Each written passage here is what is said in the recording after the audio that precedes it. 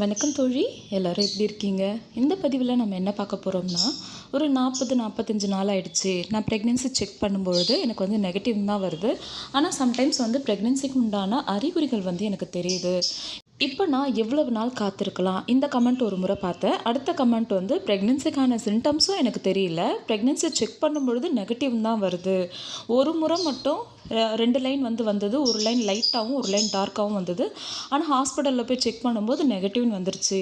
எனக்கு ப்ரெக்னென்சிக்கான சிம்டம்ஸும் கிடையாது. Regular period தான். இருந்தாலும் ஏன் இந்த முறை இந்த மாதிரி ஆச்சுன்னு தெரியல. எவ்வளவு நாள் நான் இதுக்கப்புறம் வந்து வெயிட் பண்ணலாம் அப்படின்னு இந்த மாதிரி கமெண்ட்ஸ் வந்து 1, 2 இல்லை, நான் நிறைய இந்த மாதிரி ஒரு குழப்பமான மனநிலையோட நம்ம கமெண்ட் வந்து நிறைய முறை பார்த்துருக்கேன். நிச்சயமாக ப்ரெக்னென்சி பிளான் பண்ணுற எல்லா பெண்களுக்குமே இந்த குழப்பமான சூழ்நிலை ஒரு முறையாவது வந்திருக்கும். அதற்கான விடையை நம்ம இந்த வீடியோவில் தெளிவாக பார்க்கலாம். வீடியோ பார்க்குறதுக்கு முன்னாடி இன்னும் நம்ம சேனலை சப்ஸ்கிரைப் பண்ணலைன்னா பண்ணிக்கோங்க தோழி. கர்ப்பம் தொடர்பான இன்னும் நிறைய விஷயங்களை நீங்கள் தெரிஞ்சுக்க முடியும். இப்போ நம்ம வீடியோ பார்த்துடலாம். ஃபஸ்ட்டு எந்த விதமான மெடிசன்ஸும் எடுக்காமல் நேச்சுரலாக ப்ரெக்னென்சி பிளான் பண்ணுறவங்க என்ன பண்ணலாம் அப்படிங்கிறத பார்த்துடலாம். இப்போ நமக்கு இர்ரெகுலர் பீரியடாக இருக்குது. ஒரு 40-45 நாளில் வந்து நம்ம செக் பண்ணுறோம்.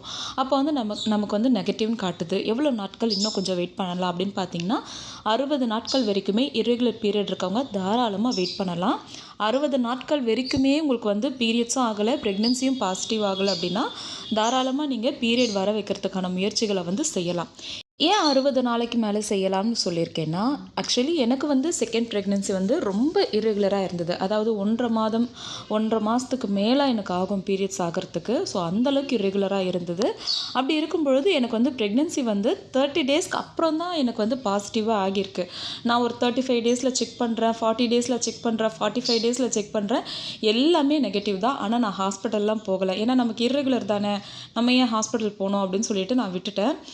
அண்ட் ஃபைனலாக வந்து எனக்கு 1.5 மந்த் மேலே ஆகியும் பீரியடும் ஆகலை, ப்ரெக்னென்சியும் நெகட்டிவும் காட்டுது. வேறு ஏதாச்சும் ப்ராப்ளமாக இருக்குமா, நம்ம விட்டுறக்கூடாதுன்றதுக்காக நான் ஹாஸ்பிட்டல் போகும்பொழுது டைரெக்டாக அவங்க வந்து மெடிசன்ஸ் கொடுக்கல.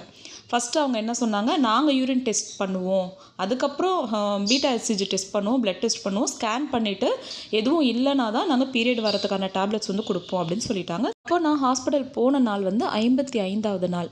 யூரின் ப்ரெக்னென்சி டெஸ்ட்லேயே எனக்கு பாசிட்டிவ்னு வந்துருச்சு.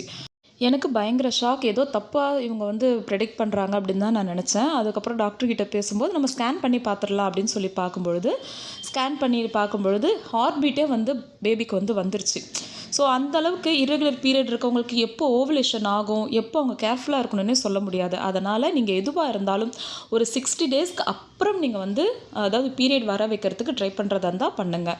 ஆனால் 45 நாட்களுக்கு முன்னாடியே பீரியட் வர வைக்கிறதுக்கு முயற்சி பண்ணாதீங்க. இர்ரெகுலர் பீரியட் இருக்கவங்க 60 நாட்கள் வரைக்கும் தாராளமாக வெயிட் பண்ணலாம். ஏன்னா நான் பீரியட் வர வைக்கிறதுக்கு நான் எள்ளு சாப்பிட்டேன், வேர்க்கடலை சாப்பிட்டேன், வெல்லம் அதிகமாக சாப்பிட்டேன். ஆனால் எதுவுமே ஆகலை. காரணம் என்னன்னு கேட்டிங்கன்னா, டாக்டர்கிட்ட நான் கேட்கும்போது அவங்க என்ன சொன்னாங்கன்னா, நீங்கள் சாப்பிட்டது எல்லாமே அயன் ரிச் ஃபுட்.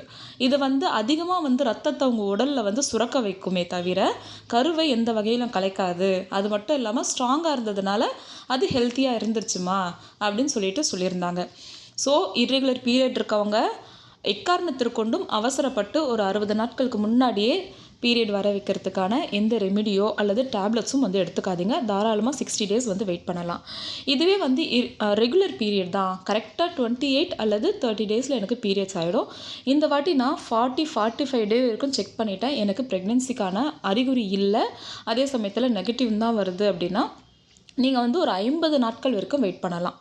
ஏன்னா இவ்வளோ நாள் ரெகுலராக இருந்துருச்சு. இப்போ உங்களுக்கு ப்ரெக்னென்சிக்கான சிம்டம்ஸும் இல்லை, அது வந்து உங்களுக்கு வந்து நெகட்டிவ்னும் காட்டுது. அப்போது உங்களுக்கு ப்ரெக்னென்சி இருக்கிறதுக்கு வாய்ப்புகள் வந்து ரொம்பவே குறைவு. எதனால் ரெகுலர் பீரியட் இருந்தும் இந்த மாதிரி நடுவில் 1-2 மாதங்கள் இந்த மாதிரி இர்ரெகுலராக ஆகுதுன்னு பார்த்தீங்கன்னா, மெயின் ரீசன் வந்து மேபி ஸ்ட்ரெஸ்ஸாக இருக்கலாம். அப்படி இல்லாட்டி ஹீமோக்ளோபின் லெவல் குறைஞ்சிருக்கலாம். இல்லை நீங்கள் திடீர்னு ஒர்க் அவுட் ஸ்டார்ட் பண்ணியிருக்கலாம்.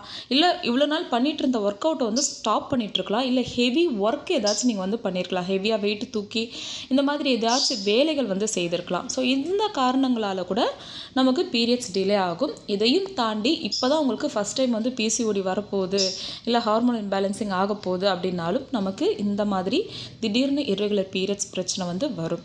ஸோ ரெகுலர் பீரியடாக இருக்கீங்க, திடீர்னு பீரியட்ஸ் வரல அப்படின்னா ஒரு 45லேருந்து 50 நாட்கள் வரைக்குமே வெயிட் பண்ணி செக் பண்ணுறது நல்லது. ஆனால் ப்ரெக்னென்சிக்கு உண்டான எல்லா சிம்டம்ஸுமே எனக்கு இருக்குது, ஆனால் வந்து நெகட்டிவ்னு காட்டுதுன்னா நீங்கள் டாக்டர்கிட்ட போயிட்டு பீட்டா ஹெச்சிஜி டெஸ்ட் பண்ணிக்கோங்க, இல்லைனா ஒரு ஸ்கேன் பண்ணி கூட பார்த்துருங்க. யாரெல்லாம் டாக்டரை பார்க்குறது நல்லதுன்னா, இந்த வாட்டி நான் எக் க்ரோத்துக்கு நிறைய ஃபுட் எடுத்திருக்கேன், நான் ரொம்ப நாளாக ரொம்ப கான்ஃபிடென்ட்டோடு ட்ரை பண்ணிகிட்ருக்கேன், நிச்சயமாக ப்ரெக்னென்சிக்கான வாய்ப்புகள் எனக்கு இருக்கும் அப்படின்னு ரொம்ப கான்ஃபிடென்ட்டாக நம்புறீங்க இல்லையா, நீங்கள் வந்து கண்டிப்பாக டாக்டர்கிட்ட ஒரு பரிசோதனை செய்கிறதுல தவறே கிடையாது. ஏன்னா நீங்கள் அந்தளவுக்கு எஃபெக்ட் போட்டிருக்கீங்க. ஸோ அது வந்து உங்களுக்கு ரிசல்ட் கிடைக்கவும் வாய்ப்புகள் இருக்குது. அடுத்தது இது ரெண்டையுமே தாண்டி 3வது கேட்டகரி, ஒருவேளை நீங்கள் ஃபாலிகுலர் ஸ்டடி பண்ணியிருக்கீங்க, இப்போ நான் எப்போ செக் பண்ணலாம் அப்படின்னு பார்த்தீங்கன்னா, ஃபாலிகுலர் ஸ்டடி பண்ணிங்க அப்படின்னாலே உங்களுக்கு ப்ரிஜிஸ்டன் டேப்லெட் வந்து கொடுப்பாங்க. சில டாக்டர் வந்து 10 டேஸ் கொடுப்பாங்க, சில டாக்டர்ஸ் வந்து 15 டேஸ்க்கு கொடுப்பாங்க. அந்த டேப்லெட் முடிஞ்சு ஒரு 2 ஆர் 3 டேஸ்க்கு அப்புறம் நீங்கள் ப்ரெக்னென்சி செக் பண்ணிங்கன்னா அக்யூரேட்டான ரிசல்ட்ஸ் வந்து கிடச்சிரும், ஃபாலிகுலர் ஸ்டடி பண்ணவங்களுக்கு மட்டும். ஏன்னா ஓவலேஷன் ஆகிறது ப்ராப்பராக நம்ம ஸ்கேன் பண்ணி நமக்கு தெரிஞ்சிருக்கும். ஸோ நமக்கு கரு உண்டாகி இருந்ததுன்னா இந்த பர்டிகுலர் டேஸ்லேயே நமக்கு தெரிஞ்சிடும். அதனால் ஃபாலிகுலர் ஸ்டடி பண்ணவங்க, ஐயுஐ பண்ணவங்கெல்லாம் வந்து ரொம்ப நாள் வெயிட் பண்ணணும்னு அவசியம் கிடையாது. நீங்கள் அந்த டேப்லெட் முடிஞ்சு 2-3 நாளில் நீங்கள் செக் பண்ணிங்கனாலே மேக்ஸிமம் ரிசல்ட் வந்து உங்களுக்கு வந்து கிடச்சிரும். ஒருவேளை அதில் நெகட்டிவ்னு காட்டுது அப்படின்னா நீங்கள் ஒரு முறை நீங்கள் அந்த ஃபாலிகுலர் ஸ்டடி பண்ண டாக்டரையே போய் ஒரு முறை வந்து பார்த்துக்கோங்க. ஏன்னா சில டாக்டர்ஸ் வந்து வெயிட் பண்ண சொல்லுவாங்க, அதுக்காக தான். இந்த வீடியோ நிறைய பேருக்கு பயனுள்ளதாக இருந்திருக்கும் நான் நம்புகிறேன். ஆனால் எதுவாக இருந்தாலும் ரொம்ப குழப்பமாகாதீங்க, ரொம்ப ஸ்ட்ரெஸ் ஆகாதீங்க, ஃப்ரீயாக இருங்க. வேறு ஏதாச்சும் டவுட் இருந்ததுன்னா கமெண்ட்டில் கேளுங்க. அடுத்த ஒரு நல்ல பதிவில் சந்திக்கலாம். நன்றி.